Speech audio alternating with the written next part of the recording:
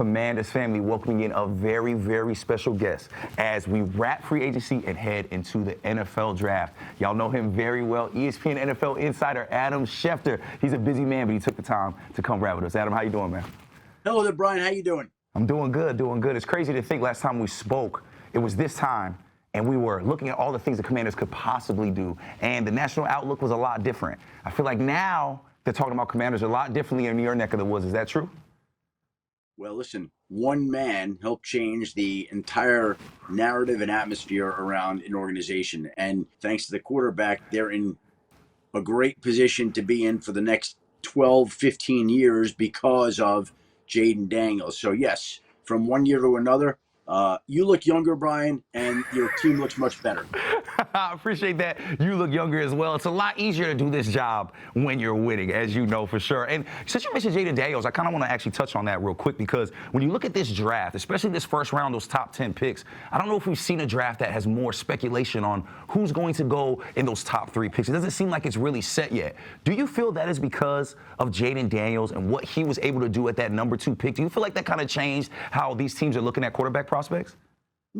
No, it's just that the depth in this draft, the quality of quarterback in this draft is not as good as it was last year, at least by the opinions of personnel people across the league. And so last year you had, 6 quarterbacks that went in the first 12 or so picks.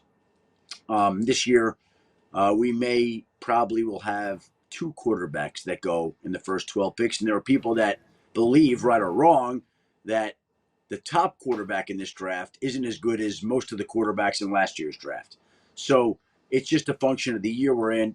It doesn't have anything to do with Jaden Daniels. Jaden Daniels has had a tremendous impact on the Washington franchise and the National Football League, but not this draft in particular.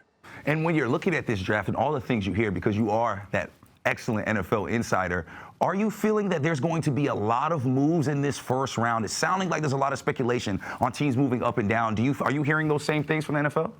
Well, I think there's always movement in the first round, Brian, but this is the first time as we tape this on Thursday, April 3rd, first time since 1993 that we haven't seen a team trade a first-round draft pick. Every team has its initial first-round draft pick, and the reason that you haven't seen much movement of first-round draft picks so far, I believe, is because of, again, the quarterbacks. Usually quarterbacks are the players that drive trades. There were people that were trying to trade up for Washington's pick in the last draft. There were people that were trying to get up to get Drake May and J.J. McCarthy. In this draft, I think there are a few teams that want Cam Ward, but outside of that, I don't think there are a lot of teams that are willing right now, in advance of the draft, to move up. Now, that may change when we're on the clock and when teams have a chance to get a certain player at a certain spot. But right now, to date, we have not seen anybody move out of the first round, and every team has its initial first-round draft pick. Well, we could definitely talk about the draft a little more, but I want to go back to free agency real quick because last year when we spoke, the Commanders were on the verge of having a very, very strong free agency. I don't think we realized how good the player was going to play that they brought in. When you look at the free agency they had this year, the second time around for AP and company, how do you feel they fared and how do you feel they tackled free agency this time around? Well, we'll find out this season, right? Like if you had asked me that question, and maybe you did last year, Brian, I would have said, they were aggressive. They were active. Let's see how it plays out. And because the quarterback played the way he did, he elevated everybody on the franchise. And I think he'll do the same thing. So, look, they went out and traded for Laramie Tunsil. They added a lot of good players. You look at Dorrance Armstrong along the defensive line, Javon Kinlaw along the defensive line. They brought back Bobby Wagner. They were busy. Again, I just think when you have a quarterback that good, it usually rubs off on everybody. And so everybody looks good. The players look good. The coaches look good. You know, there's a reason the Patriot coordinators got head coaching jobs year after year because Tom Brady was playing quarterback. and so Jaden Daniels can elevate the whole franchise. And it seems like it's not just Jaden Daniels. It seems like what Dan Quinn was able to do in his first year is really changing things as well. When you hear around the league, like we have players come in, these free agents come in and sit on next man up, and they talk about the story around the league when it comes to Dan Quinn and his leadership and the family atmosphere that is here. Are you hearing those things as well when you talk to other NFL organizations or other free agents and things like that and agents? Are you hearing those same things?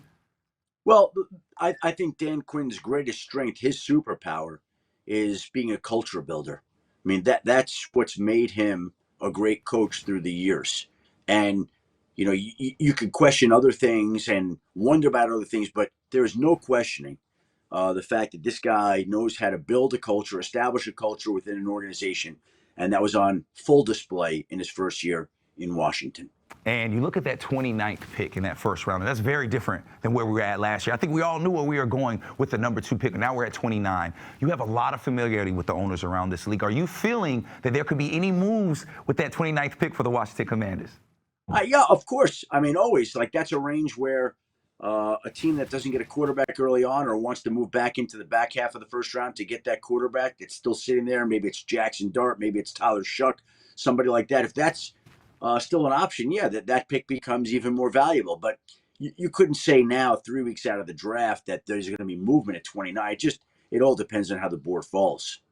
And Adam, before I let you go, I think one of my favorite things about getting to work with you is not that you're just an insider, but you know the game. You understand how to evaluate players and talents. When you look at a guy like Jayden Daniels coming into year 2, what do you want to see out of him out of a development standpoint? Because, I mean, what a rookie year it was. How does he improve on that and build? Yeah. I just think he has to just continue to be Jayden Daniels. And everybody that's encountered him knows that not only is he talented on the field, but he handles himself the total right way off it. I mean, the guy is just incredibly impressive in every which way. Had the chance to meet and spend some time with him at the Super Bowl, and right after he shoots me a text, thanking me for my time. Like, I mean, Yeah. what are we doing here? Like, that's the kind of guy that he is. And when you speak to the people in the organization, he's just an example. You want your quarterback to be that way. You want your leaders to be that way. And he is that way. And he's the guy you want. So what am I looking for? I'm looking just for the natural continuation of a player going from year 1 to year 2 and everything that he can do. And I don't see any reason why he wouldn't continue on that ascending trajectory that he's been on through his rookie year to where he's one of the preeminent players in the league. Adam, I think we all could agree with you on that. Thank you so much for taking the time. We know you've been busy running around. This is your time to shine right now, so we appreciate you taking some time and spending time with the Command Center family. Thank you for having me, Brian. And I think we all could agree that I might have been the good luck charm last year. The fact that you had me on last year helped elevate the franchise. It wasn't Jayden Daniels. It wasn't Dan Quinn. It wasn't Adam Pierre. It was me coming on with you. So now the fact that we've done this again this year, that bodes well for the Commanders this season. So thank you for having me, Brian. I love the fact that the combo of us is good luck for the Commanders. I'm going to send that all the way up to the top to Josh Harris so he knows. Adam, appreciate your time, You let man. him know, and I will send the invoice in the mail. Amen, brother. We appreciate you, Adam. Have a great one. Commanders family. ESPN NFL insider, Adam Schefter. Thank you so much for your time, man. Thank you, Brian.